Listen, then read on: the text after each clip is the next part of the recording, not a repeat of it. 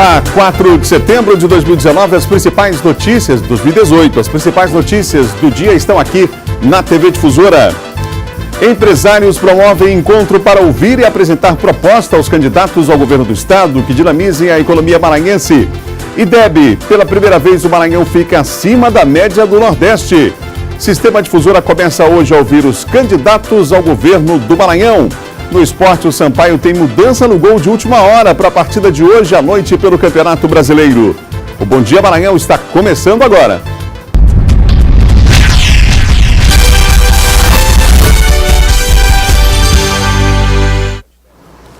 São 7 horas e 1 minuto, um ótimo dia para você que nos acompanha em todo o estado, você aí em Imperatriz, em Codó, você em Barreirinhas, aos amigos de Pinheiro, um ótimo dia, tudo de bom para você em Santa Helena, em São Bento, os amigos da Baixada, recebendo o nosso abraço nessa manhã de terça-feira, um ótimo dia para você, que tudo dê certo, vamos em frente, o dia está só começando e aqui muitas informações para você no Bom Dia Maranhão. Daqui a pouquinho aqui no estúdio eu vou conversar com o presidente da Associação Comercial do Maranhão, Felipe Mussalem, sobre o encontro que acontece hoje com os candidatos ao governo do estado. Os 4 candidatos que estão os melhores colocados aí na última pesquisa eleitoral, eles estarão frente a frente com os empresários, vão responder as perguntas e vão ter um tempo para explanar as suas propostas. A ideia é trabalhar aí questões relacionadas ao desenvolvimento socioeconômico do estado, perguntas formuladas pelas entidades também, são várias entidades empresariais do estado, todo o setor produtivo reunido, com apoio inclusive do Sebrae, neste evento que acontece hoje aqui na capital maranhense. Já nós vamos saber os detalhes a respeito do assunto, mostrar uma reportagem inclusive do Ciro Mineiro,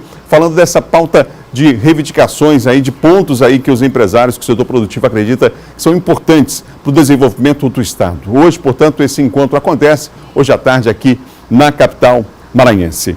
São 7 horas e mais 2 minutos. Olha, foram apresentadas ontem informações detalhadas sobre o indicador, as séries históricas, os rendimentos dos estudantes aqui no estado, com base nos resultados da última avaliação do Ministério da Educação. Com média 3,4, é a primeira vez que o Maranhão fica acima da média do Nordeste. Levando em consideração os índices do censo escolar e o desempenho em língua portuguesa e matemática obtido na Prova Brasil do Sistema Nacional de Avaliação da Educação Básica, somente das escolas públicas estaduais, o Maranhão conseguiu uma média de 3,4 no IDEB. Essa nota é uma média histórica desde quando o indicador foi criado em 2005. É a primeira vez que o estado fica acima da média do Nordeste, que é de 3,2 este ano. O IDEB de 3,4 coloca o Maranhão em terceiro lugar no ranking dos estados do Nordeste, ficando atrás apenas de Pernambuco com nota 4 e do Ceará com 3,8. A nível nacional, o Maranhão também conseguiu superar 8 posições, saindo da 21ª em 2013 para a 13ª em 2017, ficando à frente, inclusive, de estados que tradicionalmente sempre apresentaram índices educacionais superiores, como Rio Grande do Sul, Rio de Janeiro e Brasília. As políticas de progressões, de promoções, de unificação e ampliação de matrículas, estimulando e dando melhor autoestima aos nossos professores e professoras, ajudou. O estímulo aos gestores e gestoras escolares, que tiveram também uma valorização financeira, ajudou este caminho. E o principal, na parte pedagógica, foi um plano lançado dentro do programa Escola Digna, que foi chamado justamente de Mais IDEB, em que nós fizemos a formação de todos os professores de língua portuguesa e de matemática. Apesar dos avanços, os gestores estaduais reconhecem que muito ainda precisa ser feito para melhorar esses indicadores a nível municipal e ressaltam a necessidade de um pacto estadual pela aprendizagem, que deve envolver todos os 217 municípios maranhenses. Fazer esse pacto pela aprendizagem, definindo qual o papel do Estado e qual o papel do município a partir de então na melhoria do IDEB. Vamos apresentar as nossas estratégias, como que a gente pode ajudar os municípios através das formações, através dos nossos materiais, inclusive instituindo no Maranhão pela primeira vez o sistema próprio de avaliação. Esse talvez seja um dos principais marcos desta macropolítica de melhoria do nosso ensino. Educação é aquela coisa, não dá nem tempo de comemorar algum bom resultado, porque há um passivo, aí, um histórico, inclusive, lamentável, aí, em especial em vários estados do Nordeste. Aqui no Maranhão não é diferente. É preciso trabalhar muito para melhorar os nossos resultados. A Secretaria de Educação do Estado aí já fala desse pacto, enfim, de novos projetos, de possibilidades aí de melhoria, porque é assim, tem que investir, ninguém consegue nenhum desenvolvimento, nenhuma sociedade conseguiu se desenvolver sem um investimento sério, contínuo, inclusive, na educação, não é? São 7h mais 6, nós vamos falar sobre outros dados divulgados pelo Ministério da Educação. Na verdade, foi um pacote aí de dados nacionais em relação à educação, e o dado que preocupa, hein? No ensino médio, 1 em cada 4 estudantes deixa a escola no Brasil. É um índice altíssimo. Quem tem os detalhes para nós é Eduardo Ericeira a respeito desses números. Oi, Eduardo, bom dia. Olá, muito bom dia, Adalberto. Bom dia a todos que acompanham aí o Bom Dia Maranhão aqui pela TV Difusora. Pois é, Adalberto, a gente olhou na reportagem aí do Jairo, esses números satisfatórios aí envolvendo o estado do Maranhão, mas a gente tem aqui alguns dados nacionais também que são preocupantes, apesar, segundo o Ministério da Educação, de terem melhorado aí os índices, as taxas envolvendo a questão tanto de aprovação dos alunos, quanto essa questão de aprendizado, frequência escolar, esses vários itens que são aí apurados aí durante essa pesquisa que é feita pelo Ministério da Educação, que é justamente o IDEB. Você fala sobre essa questão do primeiro ano do ensino médio, Adalberto, e essa é uma das classes com maior preocupação, é uma das faixas etárias aí com maior preocupação, já que a outra é o 6º ano do ensino fundamental. Essas duas turmas, 6º ano do ensino fundamental e também o primeiro ano do ensino médio, são as mais preocupantes, segundo o último relatório aí do IDEB divulgado pelo Ministério da Educação. A questão do índice de reprovação e também do abandono de estudos, que são os principais motivadores aí que preocupam o MEC, na questão do 6º ano do ensino fundamental, ficou em 15,5%. É o segundo maior, perdendo apenas para o primeiro ano do ensino médio, que é lamentável, que é logo o acesso, o ingresso da pessoa aí no ensino médio, que vai aí logo posteriormente ingressar em uma universidade. Logo no primeiro ano do ensino médio, 23,6%. Aí quer dizer, como você disse, uma média de a cada 4 estudantes, 1 reprova ou abandona os estudos logo após o término do ensino médio.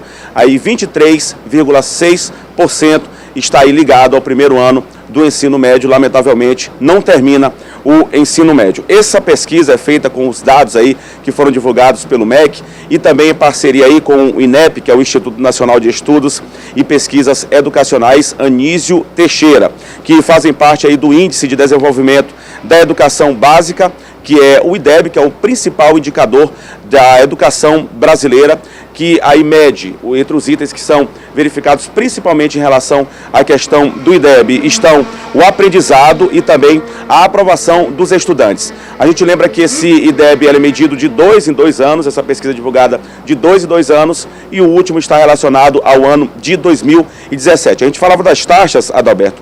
Como eu disse, apesar de ser considerada ainda muito alta, houve aí um avanço muito grande na questão da educação aqui no país. Só para você ter uma ideia, em 2005, quando o IDEB começou a ser calculado aí pelo Ministério da Educação, a aprovação no 6º ano era de 72,9%. Agora, segundo o último dado divulgado, em 2017, subiu para 84,5%. Isso segundo aí, relacionado ao 6º ano do ensino fundamental. Em relação ao primeiro ano do ensino médio, também houve aumento aí de 2005 para 2017. Em 2005 era 65,6% e em 2017, agora segundo o último IDEB, subiu para 76,4% a aprovação no primeiro ano do ensino médio. Só para a gente finalizar, Alberto, uma informação também muito importante e relevante aqui às pessoas que acompanham o Bom Dia Maranhão. Antigamente o IDEB, até o último, antes desse que 2017, que antecedeu o 2017, no caso, o de 2015, esse IDEB, ele era divulgado por escola apenas para o ensino fundamental. E agora, esse último IDEB, em 2017, ele foi divulgado esse balanço, essas taxas, esses índices, tanto de cada escola para o ensino fundamental, de escola para escola no ensino fundamental, e aí incluiu também o ensino médio. De escola para escola também no ensino médio, foi a primeira vez agora nesse IDEB em 2017. Isso é favorável para os pais poderem acompanhar, os próprios estudantes e as próprias escolas, para poder melhorar ainda mais o ensino, aquelas que não tiveram uma taxa tão boa, não alcançaram índices aí tão bons dentro do IDEB, podem melhorar o ensino a partir desses dados que foram divulgados pelo Ministério da Educação. Voltamos com você, Adalberto. Obrigado, Eduardo, pelas informações. Confira agora o nosso giro de notícias. Prestou depoimento na tarde desta segunda-feira o sargento do Corpo de Bombeiros, suspeito de matar o próprio vizinho na semana passada. Durante depoimento, segundo o delegado responsável pelo caso, ele confessou o crime e confirmou a versão dos vizinhos de que atirou contra as vítimas porque elas estavam apedrejando a sua casa. Outras 3 pessoas ainda devem ser ouvidas esta semana e a arma utilizada no crime será periciada. Jedson Raimundo Araújo se apresentou ao lado do advogado na delegacia do João Paulo, foi ouvido e liberado. 3 homens foram presos na capital com quase 30 quilos de drogas. Com uma dupla, os policiais apreenderam 18 quilos de skunk, que é um tipo de maconha considerada a mais refinada e de valor de revenda mais elevado, além de 800 gramas de cocaína. Todo o entorpecente teria como destino cidades do interior do Maranhão, como Bacabeira, Xixá e Morros. Além dos 2, a Senac também prendeu o Emerson Amorim Rosa. Com ele, os policiais encontraram cerca de 7 quilos de maconha prensada, droga que seria comercializada na capital em bairros como Quatraque, Coab e Angelim. Uma mulher foi presa quando tentava registrar no boletim de ocorrência na delegacia do João Paulo por ter tido os documentos roubados. Jaceline de Jesus Pereira Cruz foi condenada em janeiro de 2016 a 5 anos de prisão por roubo. O crime, segundo a própria Jaceline, aconteceu em 2014. A mulher, que foi à delegacia para registrar perda de documento, foi presa em cumprimento do mandado de prisão e, de acordo com o delegado Joviano Furtado, deve ser encaminhada para o presídio feminino em Pedrinhas.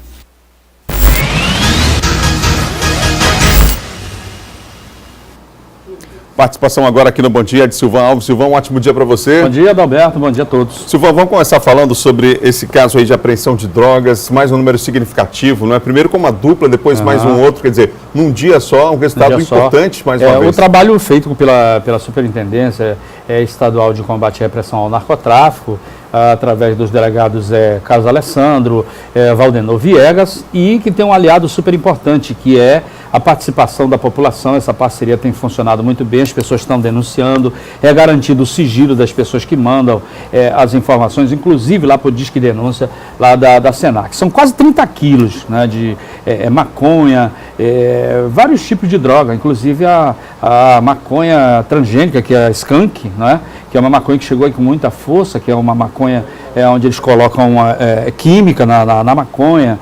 Então ela tem um poder assim muito, muito forte, ela é muito forte e ela passou a ter um valor muito grande aí no mercado. E foi o trabalho de uma investigação que resultou primeiro na prisão de 2 pessoas e depois, já ontem pela manhã, se fechou a investigação com a conclusão da terceira prisão. É claro que tem mais gente, né, claro, envolvido, o tráfico trabalha de forma integrada numa rede, né, e aí aos poucos a polícia vai descobrindo cada um desses integrantes e prendendo. O que é importante nesse trabalho aí é se causar o prejuízo, o impacto financeiro nessas organizações criminosas. Você imagina só, quase 30 quilos de droga, o prejuízo enorme que eles acabam levando. Sem contar também na grande quantidade de droga que é retirada de circulação. Sabe onde que tem droga? Aumenta o número de assaltos, assassinatos pela disputa interna entre as organizações criminosas, e aí essa apreensão acaba, de certa forma, também tendo esse efeito. 7,5 toneladas foi a marca que se atingiu no ano passado, e agora, né, já passando aí para o segundo semestre, nós já quase que dobramos essa quantidade de drogas apreendida agora nesse ano de 2018. O Silvão foi preso, acusado de balear um policial próximo a uma faculdade aqui, ali naquela região ali do Bequimão, Silvão? Exato. A polícia, através do policiais do 6º Batalhão da Polícia Militar do Estado do Maranhão, o que chama atenção, Adalberto, que ele era albergado, aquele cara que dorme na cadeia, no albergue, que tem um albergue que funciona aqui no Monte Castelo, e durante o dia ele tem que sair para trabalhar. Então ele estava trabalhando durante o dia, provavelmente fazendo assaltos, né? O Wellington, que é esse indivíduo que aparece aí, ele estava numa moto, para trabalhar, não para roubar. Ele saía e roubou uma moto, né? Que na hora do assalto lá, em que ele chegou abordando os alunos de uma faculdade, inclusive o Montello estava lá, reagiu ao assalto, ele trocou tiro com o policial e já largou a moto lá, abandonou a moto e pegou um veículo Meriva de um taxista. Inclusive nas imagens das câmeras de segurança obtidas pela polícia, aparece um momento em que ele retorna para o albergue, né, estaciona o carro lá e entra no albergue para dormir lá como se nada tivesse acontecido. Essas imagens serviram para prender o Hélio. E tem possibilidade que ele tem vários assaltos aí praticados, né, a partir do momento em que ele tinha essa oportunidade dada pela justiça de sair para trabalhar, e ele fazia o inverso, saía para roubar. Foi presa uma mulher que estava assaltando ônibus na zona rural, Silvano? O pessoal do 21º Batalhão acabou conseguindo. E ela teve sorte, porque ela já estava sendo linchada, a população revoltada do ônibus, porque ela acabou ferindo um passageiro, a dona Elizabeth Ribeiro Seabra, a Betão, como ela é conhecida. Ela tinha ferido um passageiro durante o assalto, e aí, como ela estava só com uma faca, os passageiros se reuniram e acabaram pegando ela. Ela estava sendo linchada, espancada lá pelos passageiros, quando houve a intervenção da guarnição do 21º Batalhão da Polícia Militar do Estado do Maranhão. O sargento Rogério e o soldado Vale foram lá e acabaram tomando ela das mãos dos passageiros, levaram o passageiro ferido por ela lá para a UPA, lá do Maracanã. Ela foi para o Socorrão, porque ela também foi bastante machucada, e depois ela foi apresentada lá na delegacia lá da cidade operária para ser autuada em flagrante. Detalhe é que contra o Betão, que é essa mulher aí, aparecem várias ocorrências de assalto a ônibus ali naquele corredor da BR-135. Então, se as pessoas foram assaltadas, fizeram o reconhecimento dela, era bom procurar a delegacia para que sejam feitos outros procedimentos contra ela. Bom dia para você, Silvano. Ok, bom dia, Adalberto. Bom dia a todos.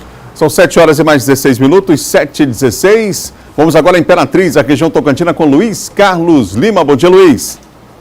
Bom dia, Adalberto. Bom dia a todos. Olha, o Maranhão registra aumento do número de homicídios este ano na comparação com o igual período do ano passado. Para a polícia, a principal motivação é o tráfico de drogas. O Maranhão apresentou no mês de junho a segunda maior taxa de homicídios dos 6 primeiros meses deste ano, segundo o último balanço da Secretaria de Segurança Pública do Estado. Em agosto do ano passado, foram registrados 7 homicídios. Neste ano, um aumento. O mês fechou com 11 registros. Até 31 de maio, nossa diferença em relação ao mesmo período do ano passado era de apenas mais uma morte violenta em relação ao período. De maio a junho houve um aumento, um acréscimo. Hoje fechamos agosto, na realidade com a diferença de 11 mortes violentas a mais do que o ano passado. Para mudar essa realidade violenta, o delegado ainda diz que a Polícia Civil continuará com ações intensivas em combate aos crimes. Então a gente vai trabalhar focado realmente até dezembro em conseguirmos tirar o máximo de circulação de drogas, porque é um período, enquanto há esse combate direto, você tem uma redução estatística de homicídios. Os bombeiros foram acionados ontem à tarde para remover um óleo derramado na BR-010 no perímetro urbano aqui de Imperatriz. Foi preciso de muita água com sabão para tirar todo o óleo derramado na pista. A equipe do Corpo de Bombeiros fez toda a limpeza.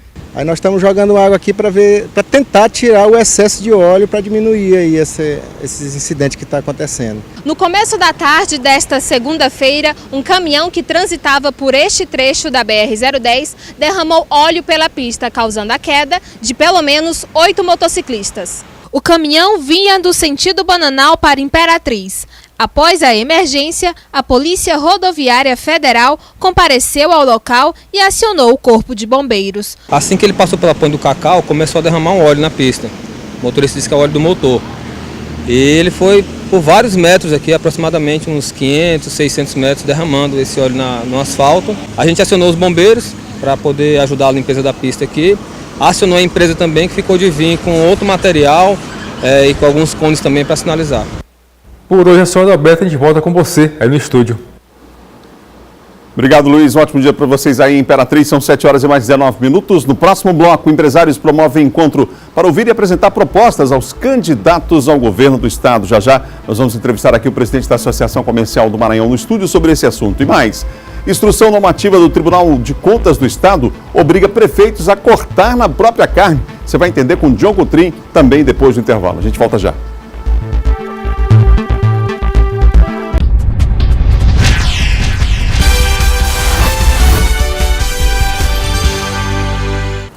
São 7 horas e 22 minutos. Para possibilitar um amplo espaço de visualização de projetos e propostas que visam o desenvolvimento do Estado, aqui do Estado do Maranhão, as entidades empresariais da indústria, do comércio, de serviço e do turismo do Estado realizam hoje um encontro empresarial com os candidatos a governador do Maranhão.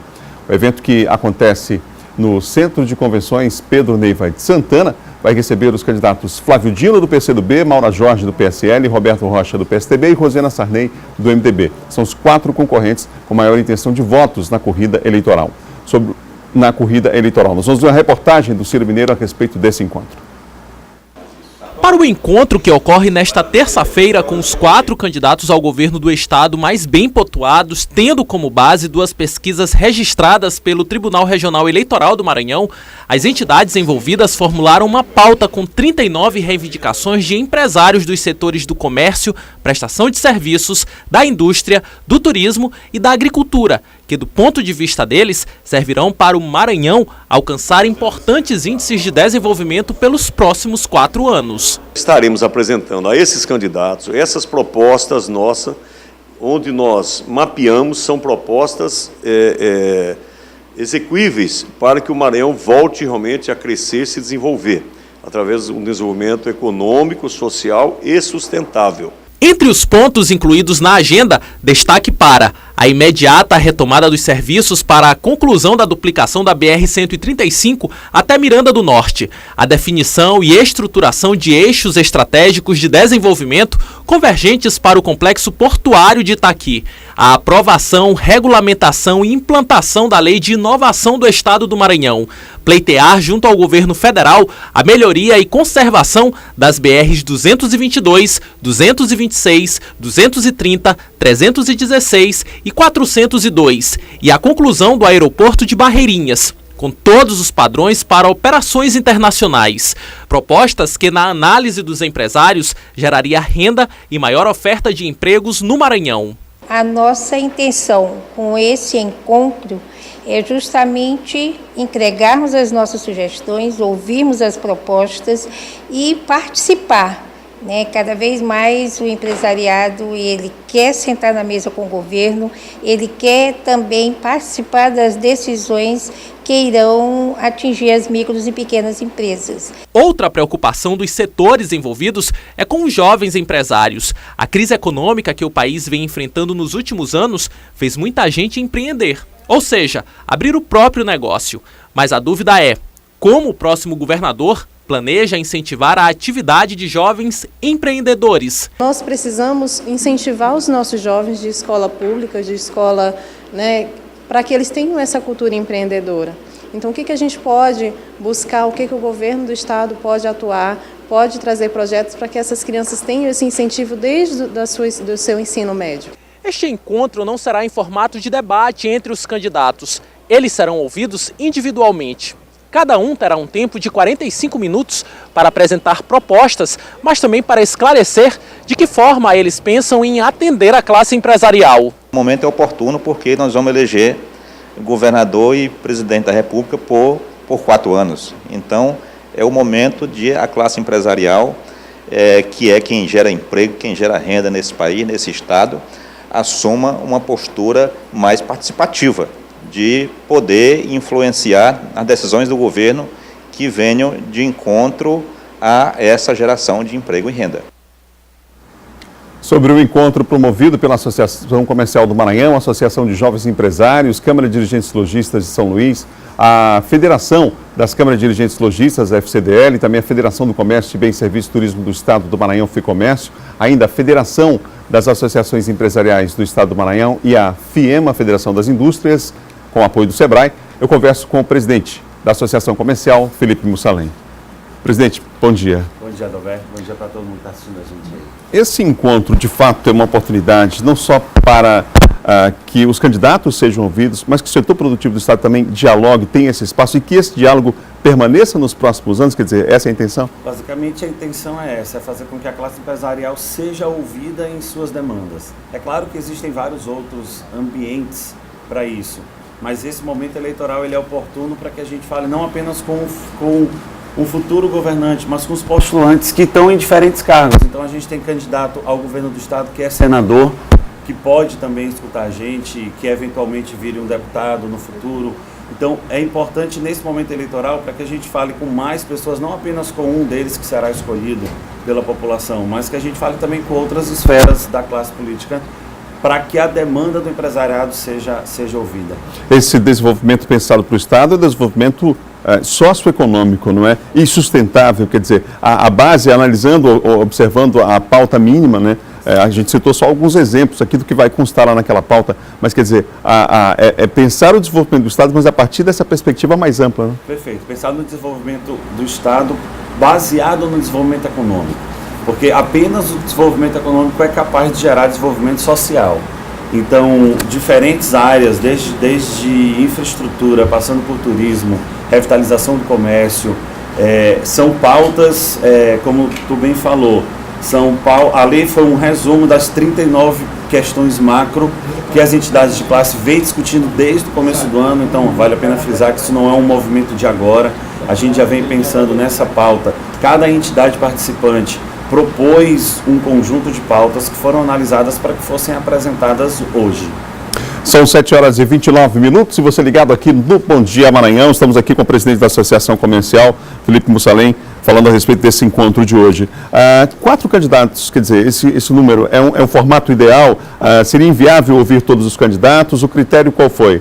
O critério foi, inicialmente o critério era conversar com os 3 primeiros candidatos nas pesquisas.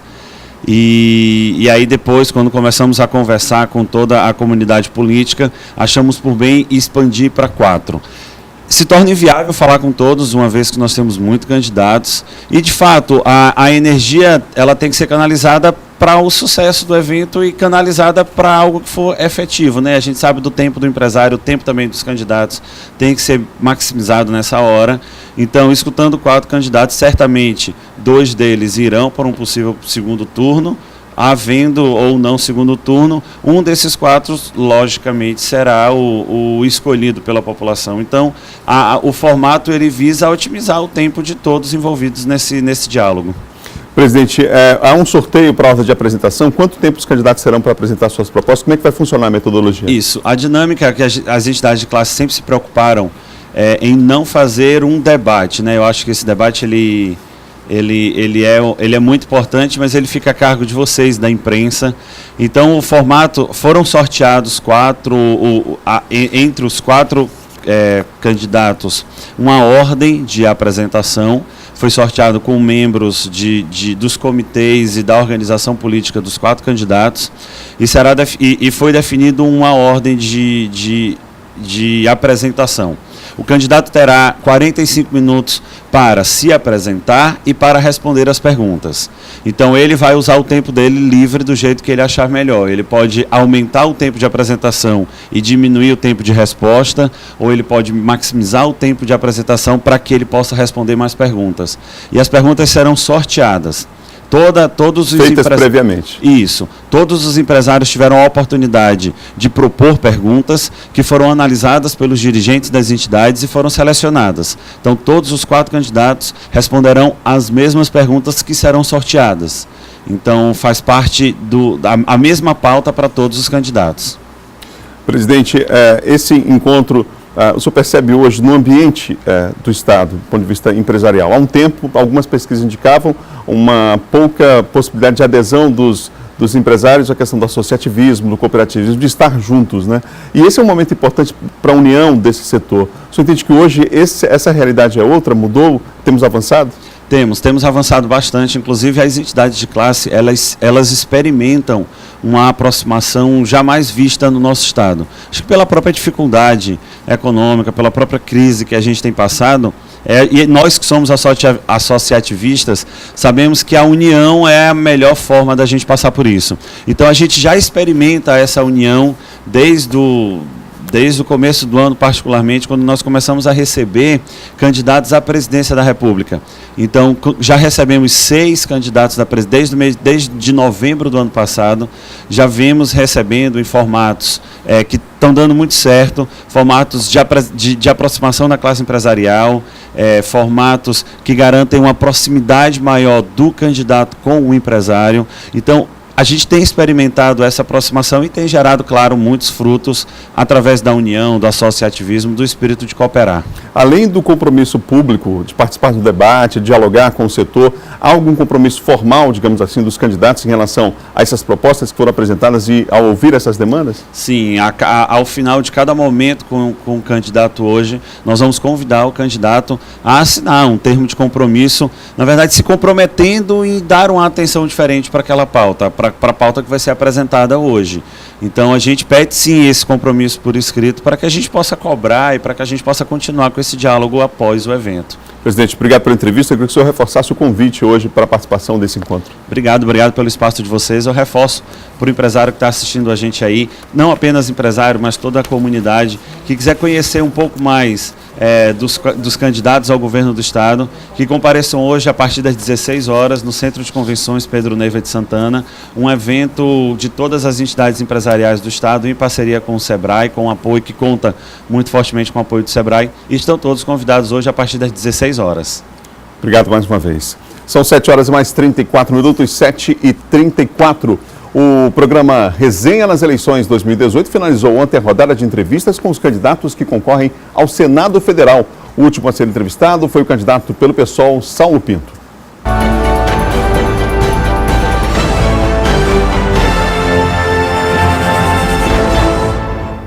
O candidato chegou à TV Difusora sozinho.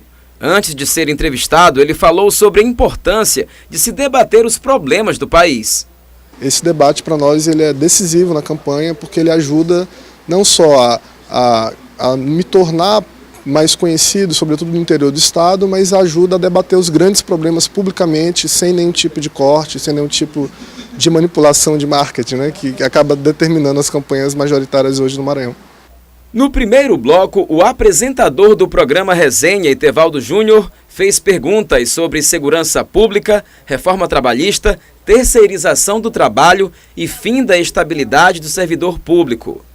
Já no segundo bloco, no espaço dedicado à participação popular, com perguntas feitas pelos eleitores e previamente sorteadas pelo candidato, os questionamentos foram sobre reforma da Previdência, educação e geração de emprego e renda. Ao fim, o candidato fez uma avaliação sobre a sua participação no programa. Eu acho que foi excelente a minha participação aqui no programa, foram 26 minutos de debate franco, aberto. As pessoas estão acostumadas com marqueteiros no lugar de políticos, estão acostumadas com assessores que fazem frases de efeito para políticos. Eu vim aqui hoje à Difusora para falar aquilo que o povo merece e precisa ouvir e falar claramente qual é a saída e a alternativa para tirar o Maranhão e o Brasil da pobreza e da miséria. E hoje o Resenha dá início às entrevistas com os candidatos ao governo do Estado. A primeira entrevistada é a candidata Rosiana Sarney, do MDB. O programa começa 1h45 da tarde. Nós acompanhamos, aliás, a rotina dos candidatos ao governo do Estado na noite de ontem. Vamos ver. O candidato ao governo do Estado, Roberto Rocha, esteve na inauguração do Comitê Central em São Luís, acompanhado da candidata a vice Graça Paz e de candidatos a deputados estadual, federal e ao Senado. Rocha destacou a relevância deste momento de campanha. Hoje estamos inaugurando nosso comitê, um comitê que vai convergir as energias e vai fazer com que os nossos militantes, os nossos candidatos, a população do Maranhão conheça nossas propostas. O candidato Flávio Dino concedeu entrevista à emissora de TV e gravou programas eleitorais. Maura Jorge não divulgou a agenda de campanha. O candidato Odívio Neto participou de caminhada, panfletagem e comício na cidade de São João dos Patos. Ramon Zapata esteve em reunião com moradores do bairro do Coroadinho, em São Luís. A candidata Rosiana Sarney gravou programas eleitorais. São 7h37 minutos. Confira agora a agenda dos candidatos ao governo para esta terça-feira. Ramon Zapata, pela manhã, faz panfletagem na Feira do Anjo da Guarda e depois participa de apresentação do programa para infância e adolescência, na sede da Unicef. Pela noite, faz panfletagem na porta de faculdade particular, no centro da capital. Flávio Dino participa pela tarde de encontro empresarial com os candidatos ao governo, no Centro de Convenções, e pela noite realiza plenária sobre gestão e inovação com competência e criatividade. Odívio Neto realiza pela manhã caminhada e panfletagem no Centro Comercial de Balsas e pela tarde se reúne com lideranças da região. Maura Jorge, pela manhã, grava programa eleitoral para a Rádio e TV. Pela tarde, participa de sabatina no Centro de Convenções em São Luís. Roberto Rocha entrega pela manhã plataforma de governo na Unicef. À tarde, grava sabatina em TV local. E pela noite, participa de sabatina com entidades empresariais. Rosiana Sarney não teve agenda de campanha divulgada pela assessoria.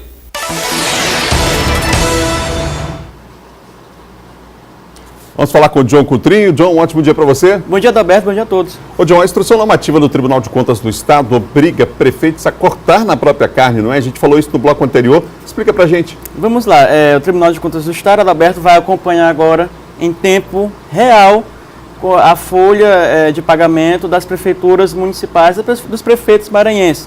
O que é que ocorre?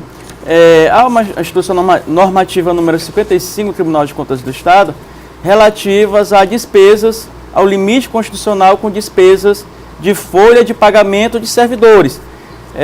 O limite, Adalberto, segundo a Constituição, é no máximo de 48,6% do orçamento com pagamento de funcionários. É claro que muitas prefeituras, eles exorbitam esse valor porque eles incham a folha de funcionários, muitos deles fantasmas e muitos desses funcionários também servidores com 2 lotações. A partir desse acompanhamento, Adalberto, por exemplo, o Tribunal de Contas do Estado vai acompanhar em tempo real, por exemplo, se as prefeituras estão aí atendendo a esse limite constitucional de despesa com funcionalismo público e se há servidores lotados em mais de 2 prefeituras, em mais de 2 cargos, ou seja, que esteja recebendo aí pela prefeitura e por outros lugares, e aí é algo que infringe a lei. Por isso, vai haver esse acompanhamento através do sistema chamado SAP. Então, o Tribunal de Contas vai, então, verificar, vai acompanhar essa instrução normativa que eles aí baixaram e que agora, claro, vai obrigar os prefeitos, Adalberto, a mexer na folha. Porque se ultrapassar esse limite de 48,6% com despesa de pessoal, a prefeitura é punida e eles vão ter que, os prefeitos, organizar a folha, se necessário demitir, se necessário, como o próprio título falou, corta na própria carne, aí demitir, ou então fazer um rearranjo, ou então diminuir salários, ou seja, os prefeitos vão ter que cumprir essa determinação constitucional e agora mais de perto esse acompanhamento pelo Tribunal de Contas do Estado do Maranhão. Ô, John, Lula já admite retirar a candidatura e já tem uma data, inclusive, para isso? Há um prazo, Adalberto, por exemplo, no dia 11 deste mês, o PT tem até esse prazo para substituir o nome do Lula. É claro que nós já sabemos que o nome será o Fernando Haddad e o vice do Fernando Haddad será a Manuela Dávila, do PCdoB. É claro que o PT tem que cumprir esse prazo, então corre o risco, Adalberto, de a chapa toda ser impugnada, ou seja, não haver nem chapa do PT para concorrer à presidência do partido. O que ocorre? O Fernando Haddad esteve reunido ontem com o presidente Lula na prisão em Curitiba. E eles definiram o seguinte, que vão primeiro entrar com recurso no Supremo Tribunal Federal, no sentido de reverter a decisão do TSE, né, que impugnou a candidatura do Lula, que não deixou ele ser candidato, por conta que o Lula está aí enquadrado na lei da ficha limpa, foi condenado aí em segunda instância. Bom, vão entrar com esse recurso e também com petições na ONU, porque a ONU baixou uma determinação dizendo que o Lula tinha que ser candidato.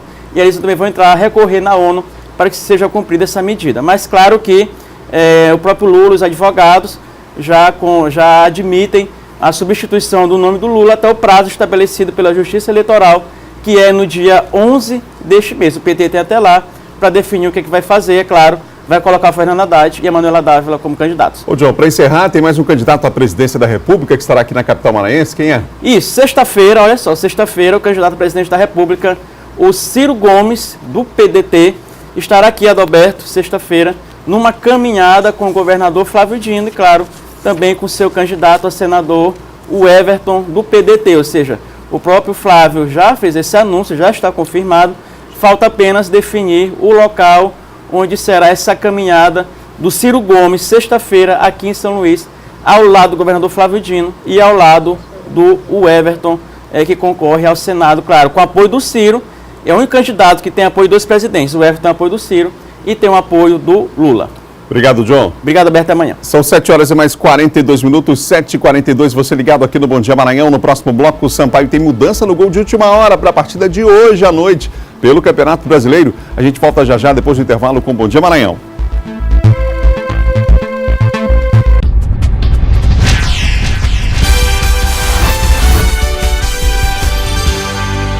São 7 horas e 45 minutos, de volta ao Bom Dia Maranhão ao vivo para todo o estado, agora para falar de esporte.